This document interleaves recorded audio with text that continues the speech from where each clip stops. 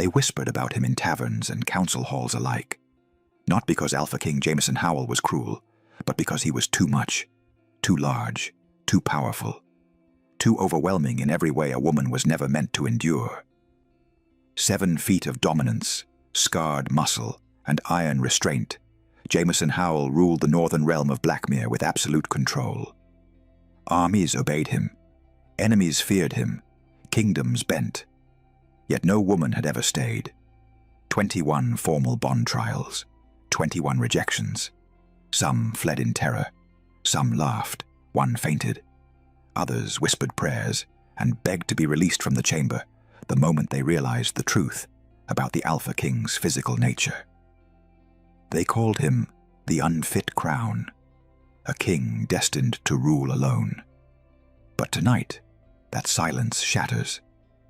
Quick question, lovely. If the world told you that you were too broken, too different, or too overwhelming to ever be loved, would you still believe you deserved it? Before we continue, please hit the subscribe and like button and tell me which city you're tuning in from. I love to know where this story found you. Now let's return to the moment. Everything changed. The palace corridors echoed with dripping water and distant shouts. Through the torchlit hallways, a flicker of white tore through the shadows. Selena Larson, an Omega soaked to the bone, her thin cotton shift clinging to her trembling body as she fled barefoot across cold stone. She wasn't noble. She wasn't claimed. She wasn't even supposed to be inside the palace walls. She was an Omega marked for auction, property in the eyes of men who now hunted her like prey. Her breath came in ragged, burning gasps. Her feet were numb, sliced raw by the jagged stone of the lower districts, but the sting of cold was nothing compared to the terror of the chains she had just escaped. Blood smeared the floor beneath her as she turned sharply into the king's private wing, a place where no commoner, especially no runaway Omega, should ever be. She rounded the corner at full speed and slammed into something immovable. The impact wasn't like colliding with a man. It was like running full force into a wall of warm, living stone. The force sent her reeling backward. Her weak legs gave out beneath her. She braced for the cold, unforgiving floor. But a hand, massive, the size of a dinner plate, shot out with startling speed, catching her by the arm and hauling her upright with effortless, terrifying strength. Selena looked up, and the breath died in her throat, up the vast expanse of a rain-slicked chest, up past shoulders that could carry the weight of kingdoms, up to the face of the man the world feared most, Jameson Howell. Even in the flickering torchlight, he was a titan. His chest was bare, scarred from battles fought and survived, muscles so dense they looked carved from iron. He wore only dark leather trousers and boots. His long, wet hair clung to his neck and shoulders, water dripping from the sharp lines of his jaw. But it was the sheer scale of him that froze her in place. The legendary Alpha King, whose presence was said to be so overwhelming, so impossibly proportioned, that no woman had ever successfully bonded with him. Behind her, footsteps thundered closer. Hunters. Selena's heart hammered against her ribs. Her eyes darted back toward the corridor, then up to the king's face, searching for mercy, for cruelty, for anything that would tell her what came next. Jameson's dark eyes swept over her, taking in the torn shift, the bloody feet, the wild terror in her gaze. And then he did something no one expected. He stepped forward. Once. That was all it took. His voice, when it came, was calm, lethally calm. Leave. The hunters skidded to a halt at the corridor's edge. One of them swallowed hard, his face pale. Your Majesty, she's property, registered under Lord Marcus Vales. Jameson's voice dropped, quiet and absolute. She sought sanctuary, and I have granted it." The words hung in the air like a blade. The men exchanged glances. Then they fled. Selena's knees buckled, but she didn't run. She stood there, trembling, soaked, bleeding, staring up at the most feared man in the realm. And for the first time in 21 rejections, Jameson Howell looked down at a woman who didn't scream. Selena woke to silk, not rough linen, not the cold stone of the auction house floor. Silk. Her eyes opened slowly, adjusting to the soft golden light filtering through floor-to-ceiling windows. The bed beneath her was enormous, easily large enough for 5 people, piled high with furs and blankets that smelled of cedar and rain. For a moment, she forgot where she was. Then memory crashed back. The run, the collision, the hunters, him. She sat up too quickly, and pain flared through her feet. She hissed, pulling back the covers to find her wounds cleaned and carefully wrapped in fresh white bandages. Someone had tended to her while she slept. Her breath caught. The room around her was nothing like she'd imagined a king's chamber would be. It was vast, yes, but not cold. Dark wood beams stretched across the ceiling. A fireplace crackled softly in the corner. Weapons lined one wall, books another. Everything was functional, lived in, real. And then she saw him. Jameson Howell, Alpha King of Blackmere, was asleep on the floor. Not in a chair, not on a couch. On the floor, beside the door, curled inward as if trying to make himself smaller. His massive frame was folded awkwardly, one arm tucked beneath his head, the other draped across his chest. He still wore the same leather trousers from the night before, and his bare back rose and fell with deep, steady breaths. He'd given her his bed, and slept on the floor like a guard dog. Something inside her chest cracked open. When Jameson woke, it was to the sound of her moving. He was on his feet instantly, silent, controlled, but stopped the moment he saw her sitting on the edge of the bed, staring at him with wide, unreadable eyes. "You're awake," he said quietly. His voice was deep, rougher from sleep, but careful. Always careful. Selena nodded slowly. "You slept on the floor." Jameson's jaw tightened. "You needed the bed. You're the king. And you were injured." He moved toward the table near the window, keeping distance between them. "There's food, water. You should eat." She didn't move. "Why didn't you just put me in a guest chamber?" He paused, his broad back to her. "Because I don't trust anyone else in this palace." The honesty of it stunned her. Jameson turned, finally meeting her gaze. "Sanctuary means I am personally responsible for your safety. That means you stay where I can protect you." "From who?" "Everyone." The single word carried the weight of a kingdom. Selena studied him, really studied him. In the daylight, he looked tired. There were shadows beneath his eyes, tension in his shoulders, a quiet shame in the way he held himself just a little too far from her, like he was afraid of his own presence. "You bandaged my feet," she said softly. Jameson's hands flexed at his sides. "You are bleeding. You didn't have to." "I did." His voice was firm, but his hands, those massive scarred hands, trembled slightly at his sides. "You came to me for sanctuary. That means I care for you. It's the law." "Is that the only reason?" He didn't answer. Selena watched as Jameson moved to the far side of the room, putting even more space between them. He poured water into a basin, methodical and controlled, but she noticed the way his movements were too precise, too deliberate, like he was constantly monitoring himself. "Can I ask you something?" she said. Jameson stilled. "You can ask me anything." "Why do you stand so far away?" His shoulders tensed. "Because it's safer." "For who?" "For you." Selena slid off the bed, ignoring the sting in her feet, and took one step toward him. Just one. Jameson immediately took 2 steps back. Her heart twisted. "I'm not afraid of you," she said quietly. "You should be." "Why?" He turned to face her fully, and for the first time, she saw the rawness in his expression. The years of rejection, the shame, the bitter, bone-deep belief that he was wrong. "Because every woman who has ever gotten close to me has run," Jameson said, his voice low and strained. 21 bond trials.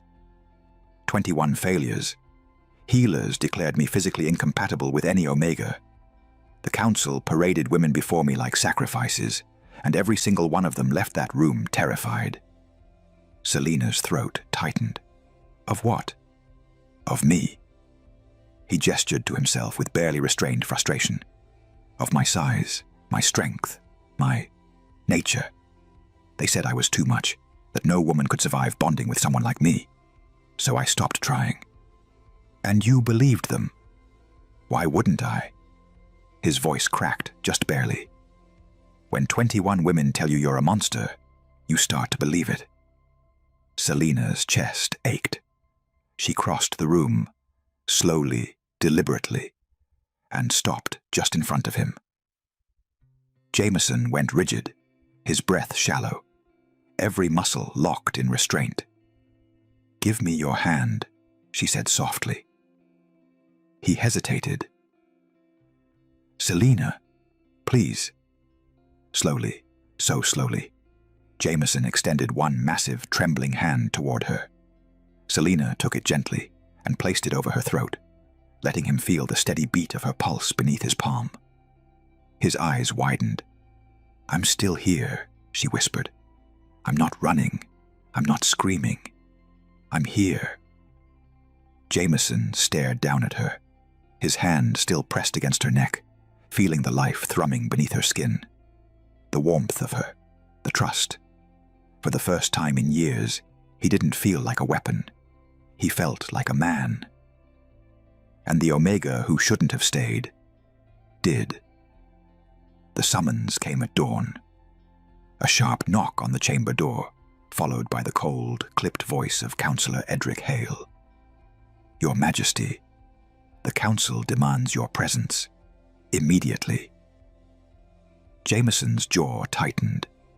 He'd been standing by the window, watching Selena sleep, ensuring she was safe. Now, he turned toward the door with the careful control of a man who knew exactly what was coming. "Stay here," he told Selena quietly. "Lock the door behind me. Let no one in." But Selena was already sitting up, her eyes sharp despite the early hour. "What's happening?" "Nothing you need to worry about." "Jameson." He looked back at her, and the weight in his gaze stopped her cold. "They're going to try to take you from me. I won't let them." Then he was gone. The council chamber was a circular room of cold stone and ancient authority. 12 high-backed chairs surrounded a central platform where Jameson now stood, arms crossed, expression unreadable. At the head of the council sat Lord Marcus Vale, a man of silver hair, sharp features, and the kind of smile that never reached his eyes. Beside him, Counselor Edric Hale leaned forward like a vulture sensing carrion. "Your Majesty," Vale began smoothly, "we have a rather delicate matter to address." Jameson said nothing. Vale's smile widened. "The Omega you granted sanctuary to last night, Selena Larson, is registered property. She belongs to me under a legally binding shadow contract, signed 3 months ago, when her family's debts were transferred to my estate." The room went still. "Sanctuary law overrides contract law," Jameson said evenly. "She sought protection. I granted it. The matter is closed." "Is it?" Hale interjected, his voice dripping with false concern. "Or is this yet another example of your instability? Your inability to think clearly when presented with an Omega?" Jameson's eyes darkened. "Choose your next words carefully, Counselor," But Vale raised a hand, playing peacemaker. "No one is questioning your authority, Your Majesty. We are questioning your judgment. 21 failed bond trials, 21 rejections. And now, suddenly, you're harboring a runaway Omega in your private chambers. It looks like temptation, weakness. She is neither. Then what is she?" Vale leaned forward. "Because from where we sit, she is a distraction, a liability, a woman who makes you forget that you were deemed physically incompatible with any Omega." The healers said. "I know what the healers said." Jameson's voice was ice. Hale stood, gesturing dramatically. "This kingdom needs stability. It needs a king who can rule without compromise. Not one who is emotionally compromised by a woman he cannot have." "You're declaring her unfit for you," Vale added, his tone falsely sympathetic. "For your own good, for the kingdom's good. Return her to me, and we'll forget this ever happened." Jameson's hands curled into fists at his sides, and then the chamber doors slammed open. Every head turned. Selena Larson stood in the doorway, barefoot, still wearing the oversized tunic Jameson had given her, her hair loose around her shoulders. She was small, trembling, but her eyes burned with something none of them had expected. Fury. "You will not speak about him like that." Vale's smile faltered. "Excuse me?" Selena stepped forward, ignoring the gasps from the counselors. "I said, you will not speak about him like that." Hale sneered. "You have no voice here, Omega. You are property." "I am a person." Her voice cracked like a whip. "And so is he. You sit here in your fine chairs, with your fine titles, and you call him unfit? You, who auction Omegas like cattle. You, who let men hunt women through the streets for sport. How dare you? How dare you?" Selena's hands shook, but she didn't back down. "He granted me sanctuary when no one else would. He tended my wounds with his own hands. He slept on the floor so I could feel safe." "And you call that weakness?" She turned to face Vale directly. "You call him unstable, unfit." "I've seen more restraint and honor in him in one night than I've seen in this entire council in my lifetime." The room was dead silent. Vale's expression hardened. "You're hysterical." "She's right." Jameson's voice cut through the room like a blade. He stepped forward, positioning himself beside Selena, not in front of her, but beside her, and the message was clear. "Selena Larson is no longer your property, Lord Vale," Jameson said, his tone absolute. "As of this moment, I am claiming her as royal ward under my personal protection. Any attempt to remove her from this palace, any threat made against her, will be considered an act of treason against the crown." Vale shot to his feet. "You cannot." "I can, and I have." Jameson's gaze swept across the council. "This meeting is over." He turned, offering his arm to Selena. She took it without hesitation, and together they walked out of the chamber, leaving 12 stunned counselors in their wake. The doors closed behind them. And in the silence that followed, Lord Marcus Vale turned to Councillor Edric Hale with a smile that was all teeth and poison. "Well," Vale murmured, "it seems we have a problem." Hale leaned closer. "What do you propose?" Vale's eyes glittered with malice.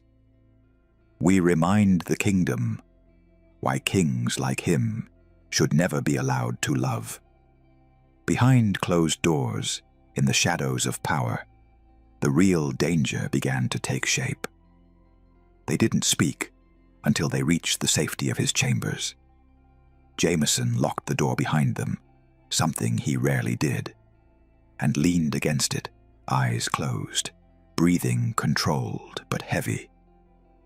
Selena watched him from across the room, her heart still hammering from the confrontation. "You shouldn't have done that," he said finally. "Done what?" "Defended me." He opened his eyes, and the raw vulnerability in them stole her breath. "You put a target on your back. You put one on yours first." Selena crossed her arms. "When you claimed me as royal ward." "That's different." "How?" "Because I'm the king. They can't touch me." His voice dropped. "But you, I can take care of myself." Jameson pushed off the door, and for the first time since she'd met him, there was something wild in his expression. Not dangerous, desperate. "No, you can't," he said, his voice strained. "Not against them. Not against men like Vale who see you as something to own. And not against—" He stopped himself, jaw clenching. "Not against what?" "Me." The word hung between them like a confession. Selena took a step toward him. "Jameson, don't." He held up a hand, stopping her. "Please, just don't come closer." "Why not?" "Because I don't trust myself." The silence that followed was suffocating. Jameson moved to the window, putting distance between them, his massive frame silhouetted against the morning light. His shoulders were rigid, hands braced against the stone sill, knuckles white. "You asked me yesterday why I stand so far away," he said quietly. "Why I sleep on the floor. Why I don't touch you." Selena waited. "It's not because I'm afraid you'll run." His voice cracked, just barely. "It's because I'm afraid I'll hurt you." Her throat tightened. "You wouldn't.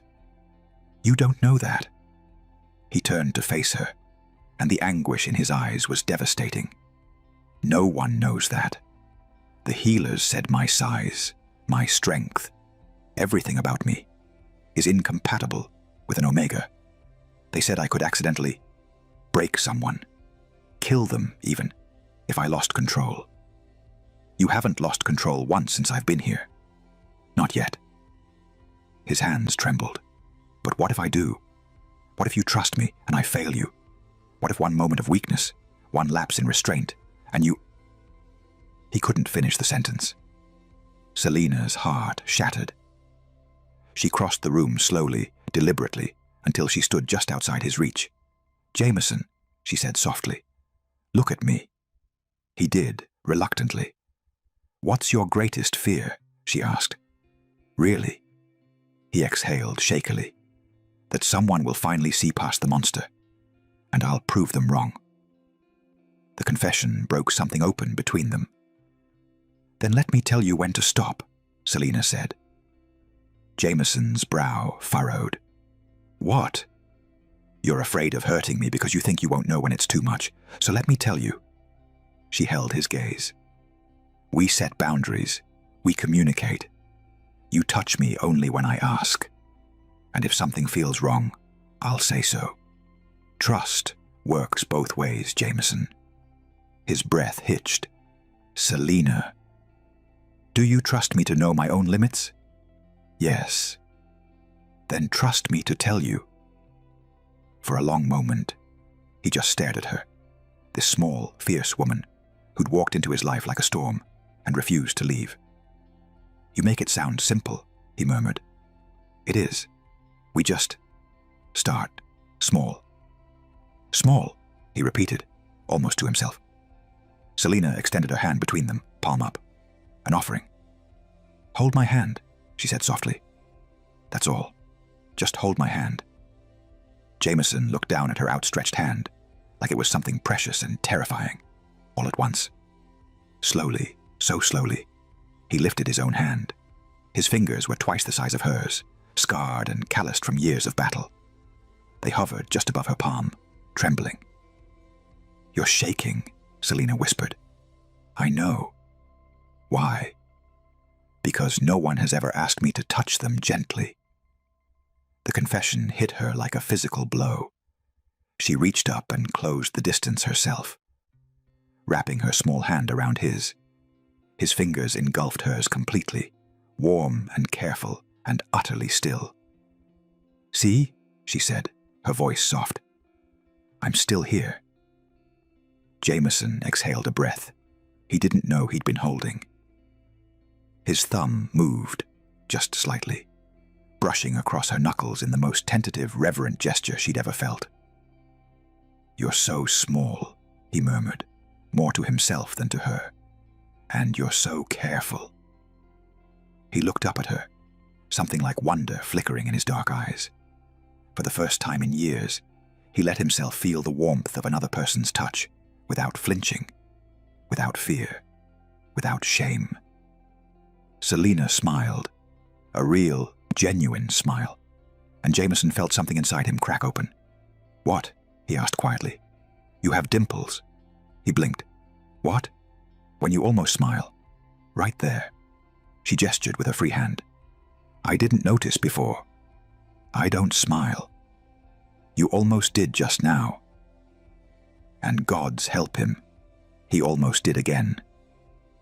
They stood like that for a long moment, hands clasped, breathing synchronized, the world outside forgotten. "Can I ask you something?" Selena said. "Anything.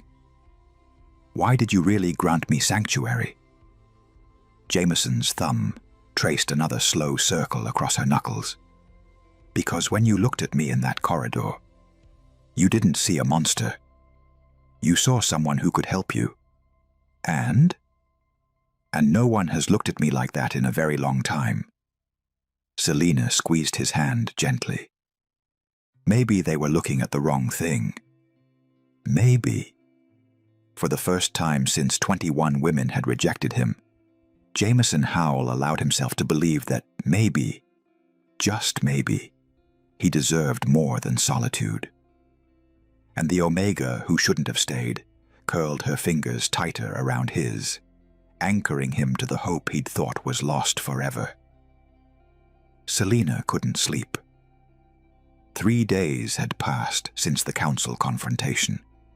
3 days of quiet moments with Jameson, shared meals, careful conversations, hands that no longer trembled when they touched. 3 days of something that felt dangerously close to peace. But peace, she was learning, was a fragile thing in a palace full of vipers. She'd left Jameson's chambers under the pretense of stretching her legs, needing air, needing space to think. The bandages were off her feet now. The wounds healed enough to walk without wincing. She wandered the corridors aimlessly, staying close to the royal wing as Jameson had instructed. That's when she heard the voices, low, urgent, coming from behind a partially open door in a section of the palace she'd never explored.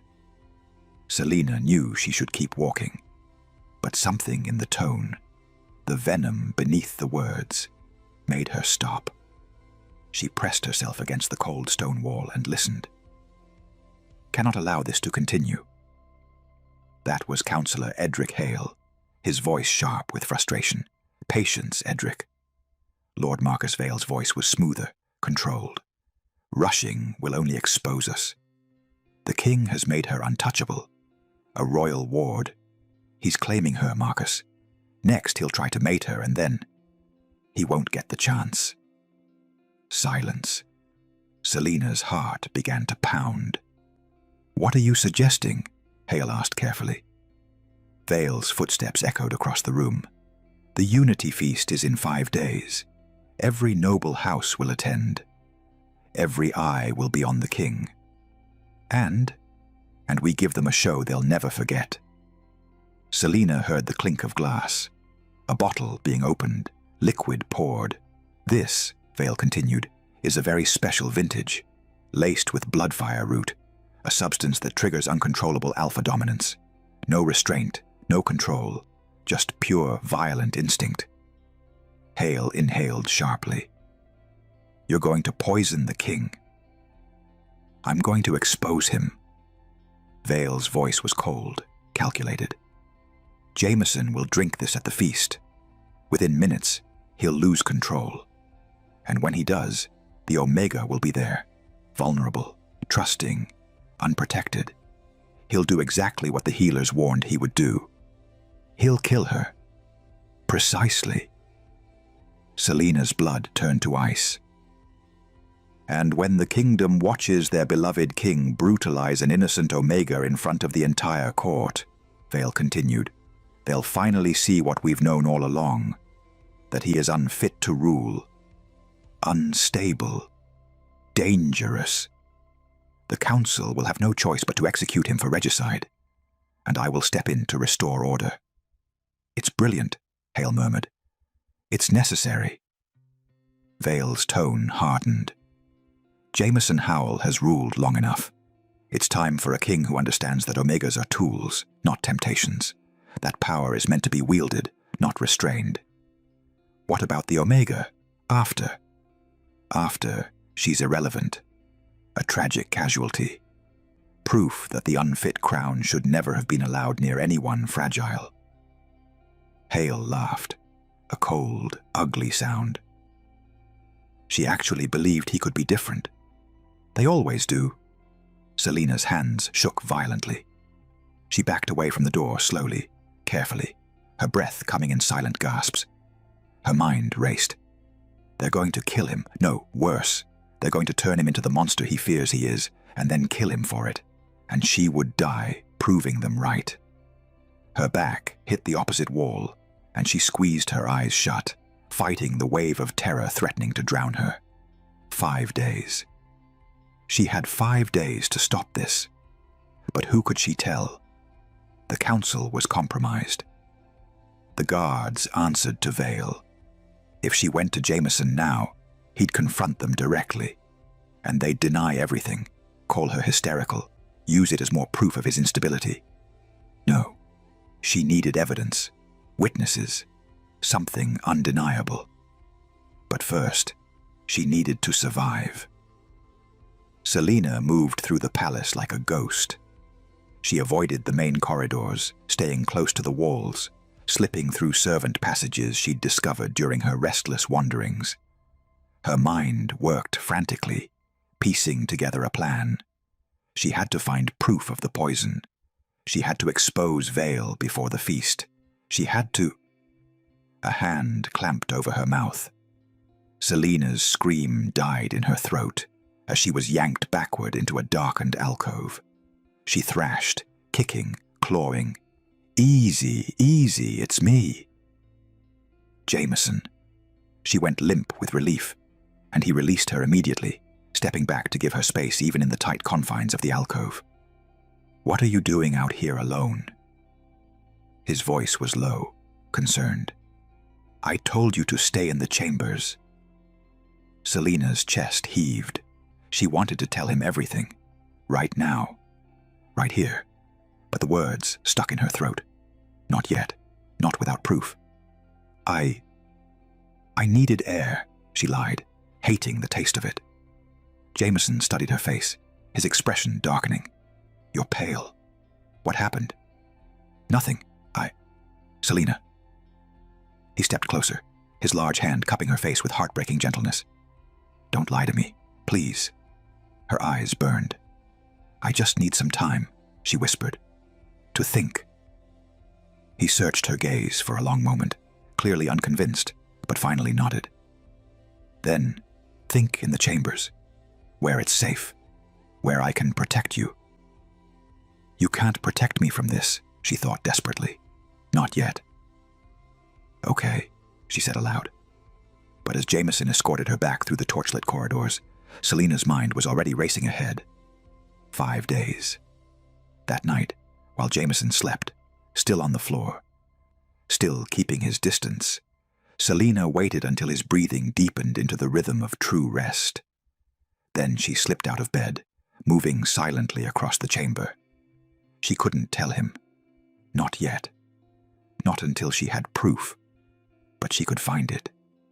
Selena pulled on a dark cloak, wrapped it tight around her shoulders, and opened the chamber door as quietly as possible.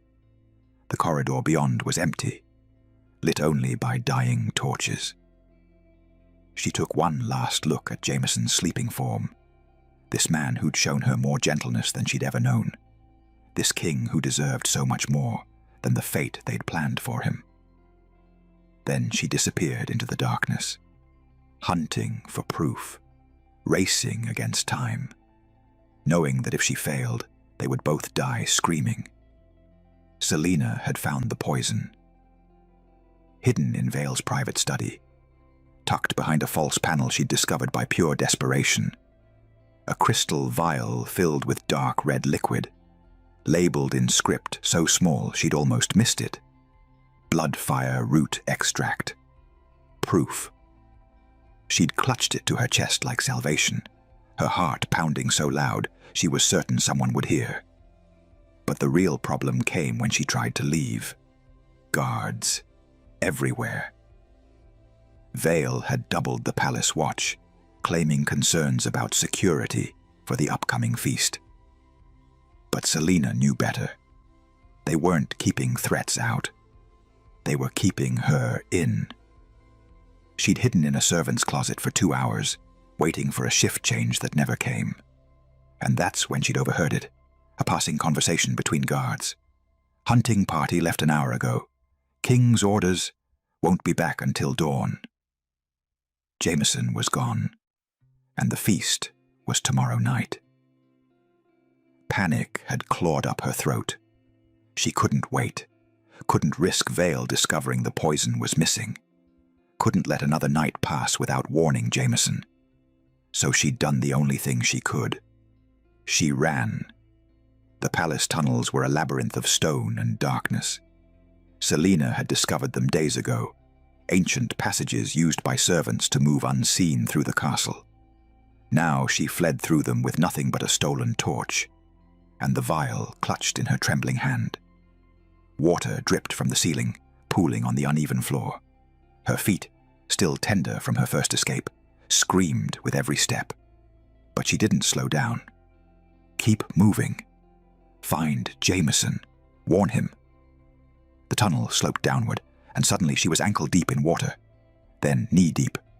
The torch sputtered, throwing wild shadows against the walls.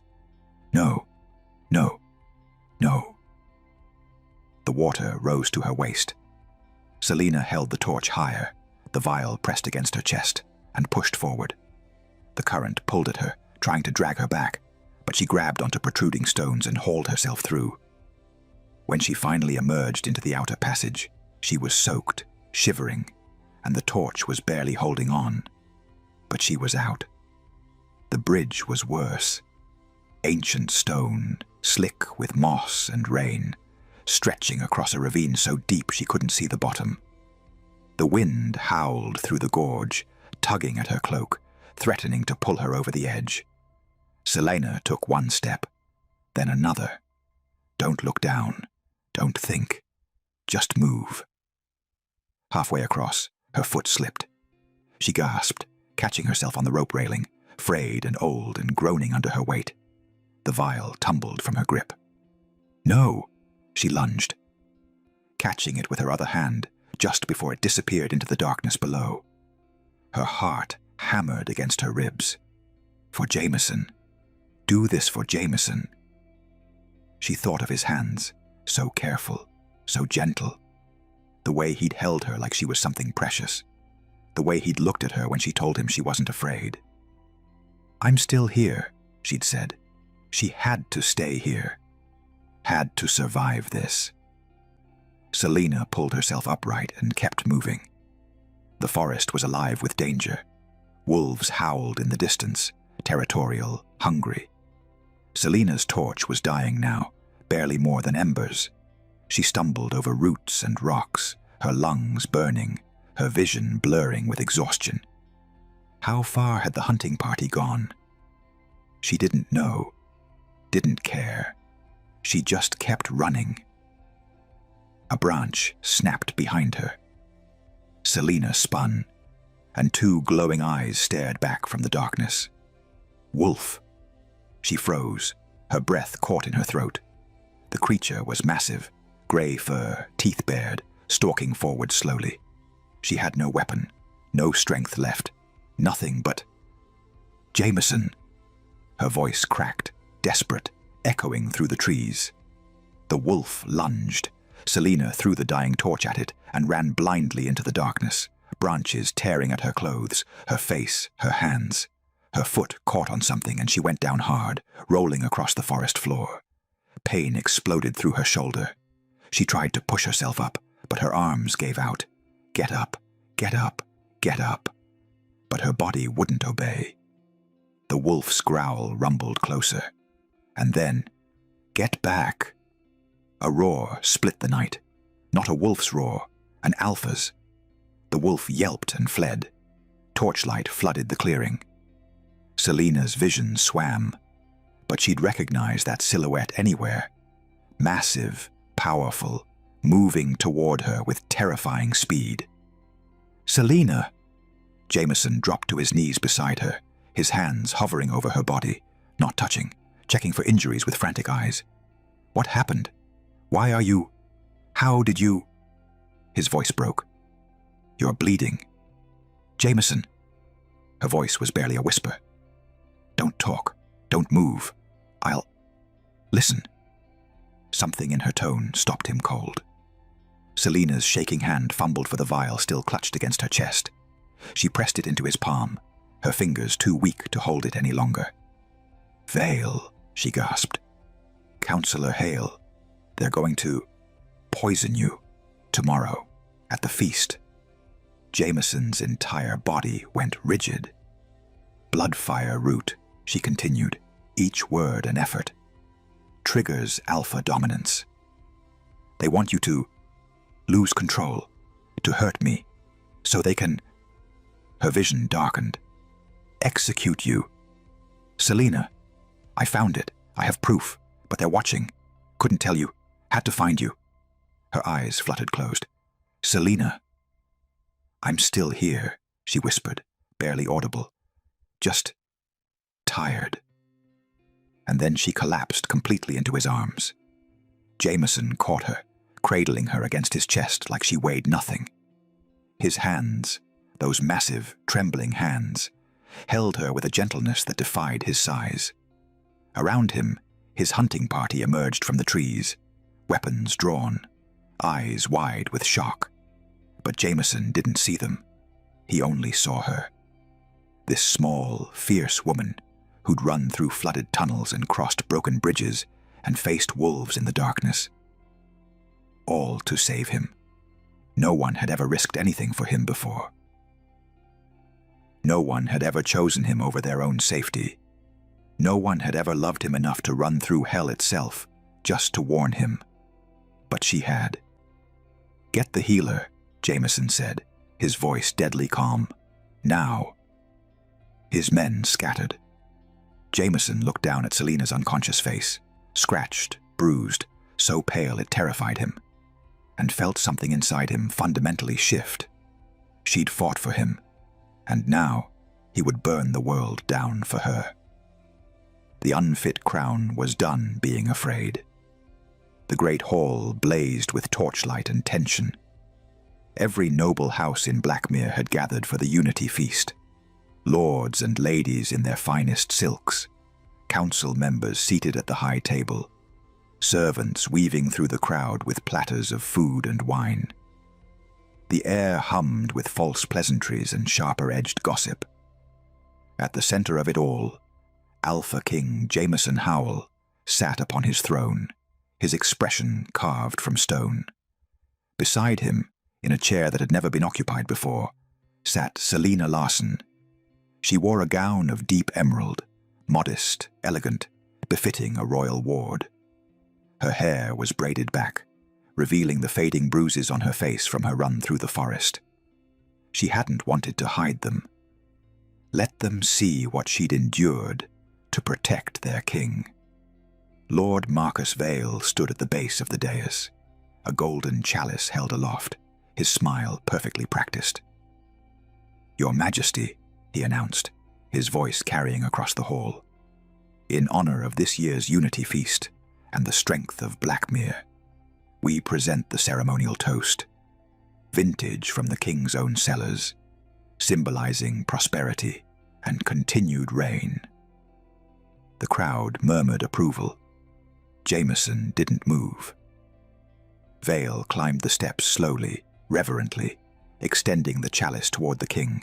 "To your health, your majesty, and to the kingdom's future." The hall fell silent, waiting. Jameson's dark eyes locked onto Vale's, and something passed between them. A challenge, a knowing, a promise of reckoning. Then Jameson stood. His massive frame towered over Vale, over everyone. The torchlight cast shadows across his scarred chest, barely concealed beneath the open collar of his formal tunic. He reached out and shattered the chalice against the stone floor. The crash echoed like thunder.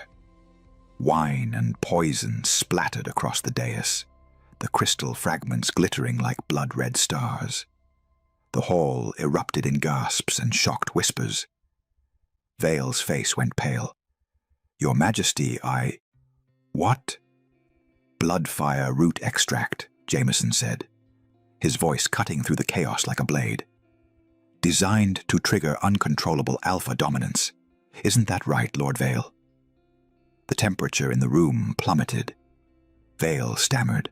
I have no idea what you're—" "Liar." Selena stood, her voice clear and unwavering despite her injuries. Every eye turned to her. "I found the poison," she said, addressing the hall, "in Lord Vale's private study, hidden behind a false panel, labeled in his own hand." She produced the vial from within her gown, the one she'd risked everything to retrieve, and held it high for all to see. "He planned to poison the king during this toast," Selena continued. "To make him lose control. To make him hurt me. And when the kingdom watched their king prove the lies they'd told about him, that he was too dangerous, too unstable, Vale would have him executed and claim the throne for himself." The hall exploded. Nobles shouted. Council members rose from their seats. Guards moved toward Vale, who backed away, hands raised. "This is absurd," Vale snarled. "She's a desperate Omega trying to—" "I have witnesses," Jameson interrupted coldly. He gestured toward the entrance. The doors opened, and 3 servants entered, 2 women and 1 man, all trembling but resolute. "We heard Lord Vale and Councillor Hale planning it," the eldest woman said. "In the council antechamber, 3 nights ago. They said the Omega had to die to prove the king was a monster." "They said no one would question it," the man added, "that everyone already believed the king was unfit." Councillor Edric Hale shot to his feet, his face twisted with rage. "You would believe servants over nobles, over council members?" "I would believe the truth," Jameson said quietly. Then louder, his voice filling every corner of the hall. "You wanted me to be a monster. You needed me to be one. Because a king who controls his power, who chooses restraint over violence, threatens everything you've built your authority on." He descended the steps slowly, each footfall deliberate. "You think strength is losing control, letting instinct rule, taking what you want without consequence." He stopped in front of Vale, towering over him. "But true dominance, true power, that's choosing not to." Vale's lip curled. "You're weak." "I am restraint," Jameson said, his voice dropping to something lethal. "And that terrifies you. Because you know that if I ever did let go, if I ever stopped choosing mercy, there would be nothing left of men like you but ash." The threat hung in the air, undeniable. Then Jameson stepped back. "But I won't," he said simply, "because she taught me that I am more than what you tried to make me." He looked at Selena, and the raw emotion in his eyes silenced every whisper in the hall. "Arrest them," Jameson commanded. Guards surged forward, seizing Vale and Hale. The 2 men struggled, shouting denials and threats, but their voices were drowned out by the sound of chains and the stunned silence of the nobility. When the hall finally began to empty, Nobles filing out in shock, council members scrambling to distance themselves from the conspiracy. Selena remained on the dais. Jameson turned to her, and for a moment, the unshakable Alpha King looked utterly vulnerable. "You could have died," he said quietly. "Running through those tunnels, crossing that bridge, facing wolves alone. You could have died, Selena. I know. Why?" His voice cracked. "Why would you risk everything?" Selena stepped closer, closing the distance between them, until she had to tilt her head back to meet his eyes. "Because you did the same for me," she said simply. "The night I ran into your arms, you stood between me and the hunters. You granted me sanctuary when no one else would. You chose to protect me, even though it put your crown at risk." She placed her hand over his heart, feeling the strong, steady beat beneath her palm. "So I chose you back." Jameson's breath hitched. Around them, the remaining guards and servants pretended not to watch as their king, the man they'd been taught to fear, looked down at the small Omega who'd saved his life, and finally allowed himself to believe. He was not too much. He was not a monster. He was chosen. And Selena Larson stood beside him, unafraid, unbroken, and utterly, completely his. The chamber was quiet. After the chaos of the feast, after the arrests and the shocked whispers, and the endless questions from nobles who suddenly wanted to prove their loyalty. After all of it, Jameson had brought Selena back to the one place that had become sacred to both of them. His chambers, their sanctuary. The fire crackled softly in the hearth. Rain tapped against the windows, gentler than the storm that had brought them together, but persistent, constant. Selena sat on the edge of the bed, her elaborate gown traded for a simple nightdress, her hair loose around her shoulders. She watched Jameson pace near the window, still in his formal attire, tension coiled in every line of his massive frame. He hadn't spoken since they'd entered. "Jameson," she said softly. He stopped, his back to her, hands braced against the window frame. His knuckles were white. "I keep thinking about it," he said, his voice rough. "What would have happened if you hadn't found the poison? If you hadn't warned me? If they'd succeeded?" "They didn't. But they could have." He turned to face her, and the anguish in his expression broke her heart. "I would have hurt you, Selena. Lost control. Become exactly what they said I was. And I would have had to live with that. With knowing I'd destroyed the only person who ever..." He couldn't finish. Selena stood slowly, crossing the room until she stood before him.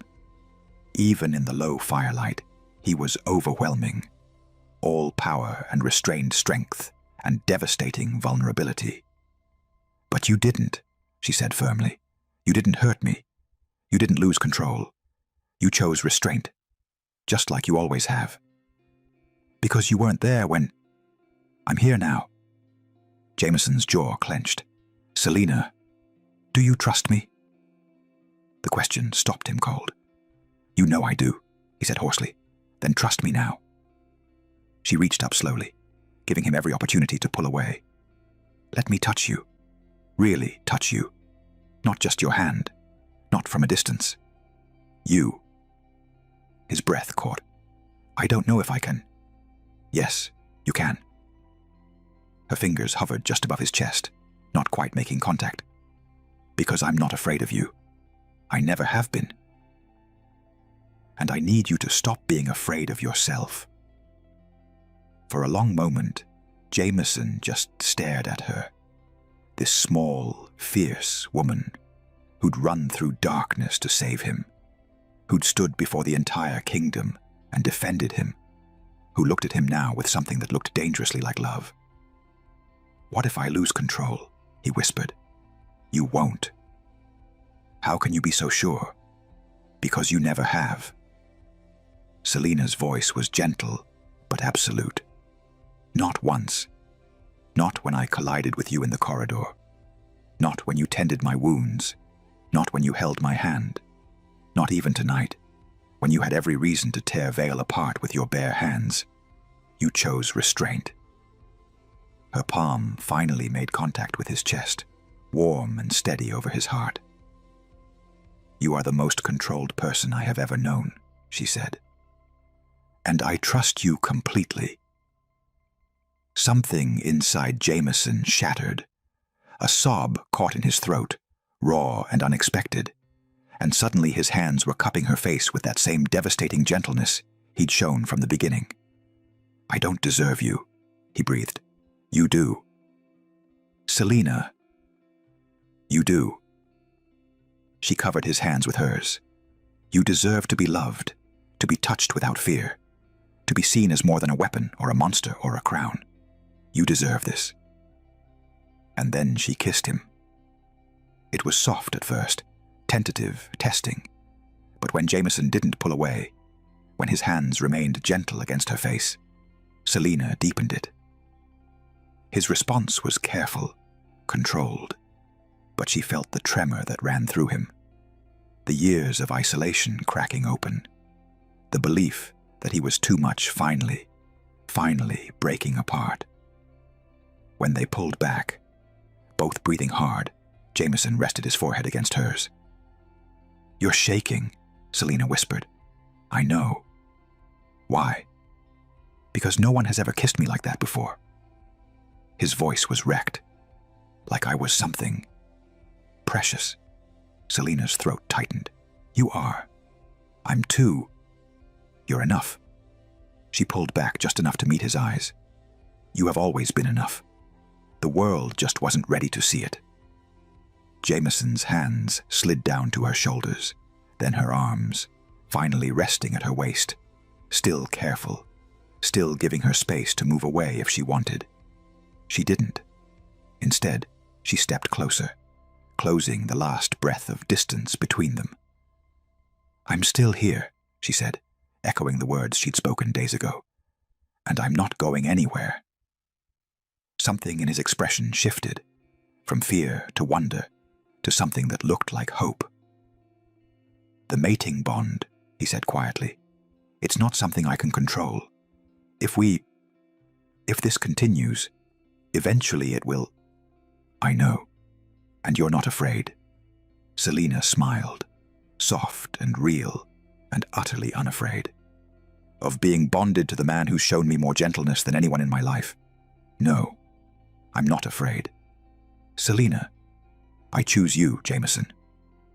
Her hands slid up his chest, around his neck, anchoring him to her. I choose this. I choose us. However long it takes. However it happens. I choose you.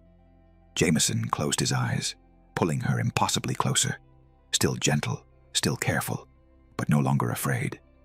For the first time in his life, he allowed himself to be held, to be loved, to be enough. The fire crackled, the rain fell, and in the quiet sanctuary of their chamber, the Alpha King who'd been rejected 21 times finally found the one person who saw past the monster to the man beneath. I love you, Jameson whispered against her hair. Gods help me. I love you. Selena smiled against his chest, feeling his heart thunder beneath her cheek. I love you too. And for the first time in years, Jameson Howell was at peace. Not because he'd conquered his fears, but because someone had loved him through them. 3 months later, Blackmere looked different. The changes had started small. A royal decree here, a policy reform there. But they'd rippled outward like stones cast into still water, reshaping the kingdom one wave at a time. The Omega auctions were abolished. Every contract deemed shadow or coercive was voided. Sanctuary law was strengthened, expanded, made inviolable. And for the first time in Blackmere's history, Omegas were granted the right to choose their own bonds. The council had fought it, of course. What remained of them anyway. But Jameson Howell had learned something crucial in those dark days of conspiracy and poison. A king who controlled his power was far more dangerous than one who didn't, and no one dared challenge him now. The coronation ceremony was held on the first day of spring. Not Jameson's coronation. He'd already worn the crown for years. This was something different, something that had never happened in Blackmere before. The great hall was packed with nobles, commoners, and representatives from every corner of the realm. Sunlight streamed through the high windows, casting patterns of gold across the stone floor. At the center of the dais, Jameson stood in full royal regalia, crowned, armed, every inch the Alpha King.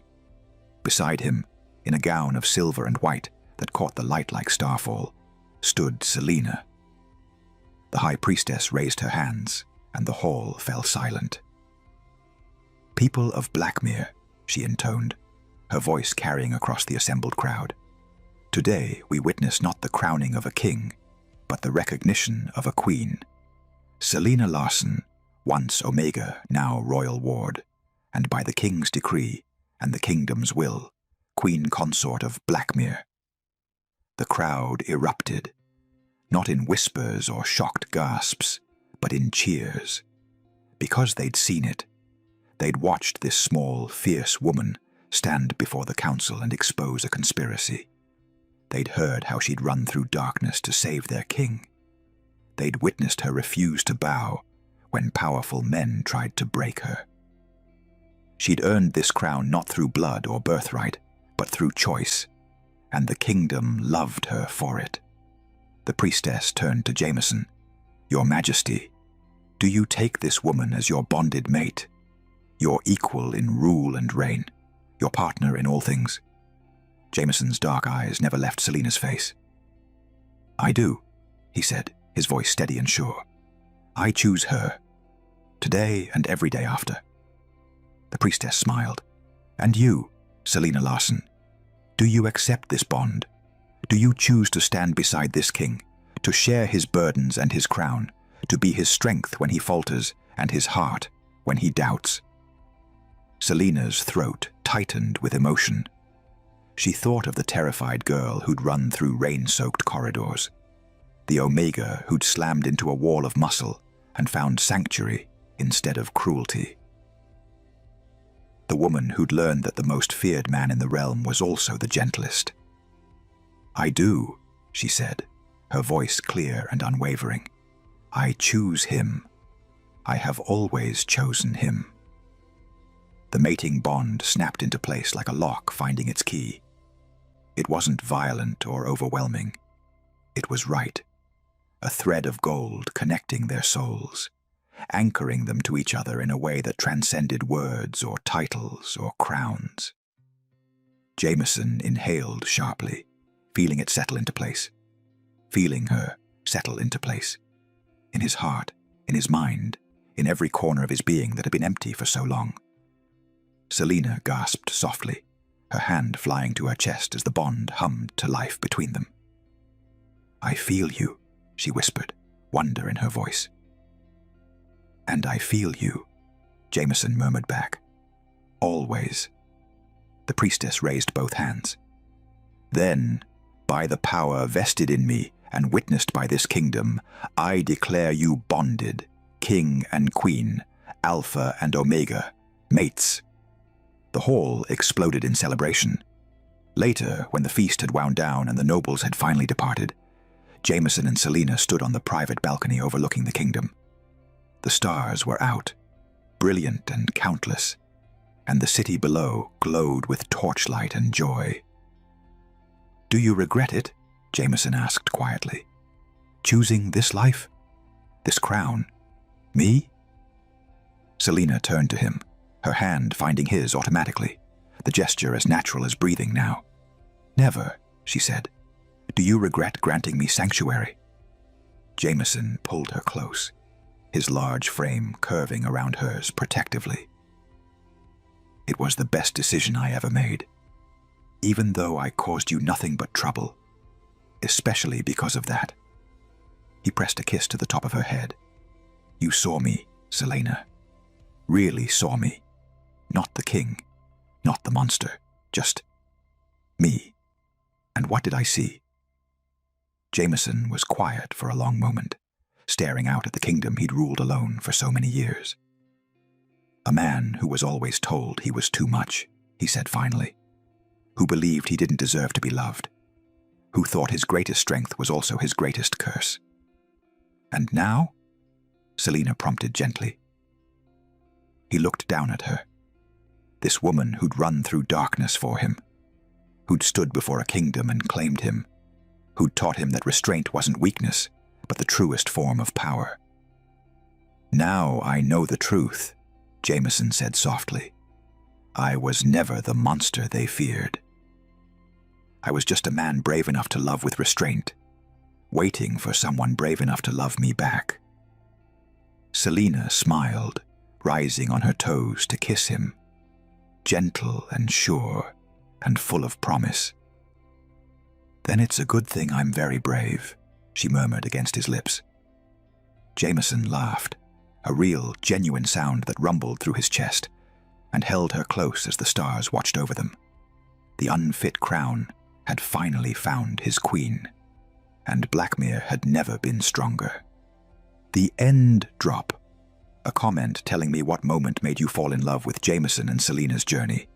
And don't forget to subscribe for more stories about love, healing, and the courage it takes to choose each other against all odds. Your support means everything. Until next time, lovely.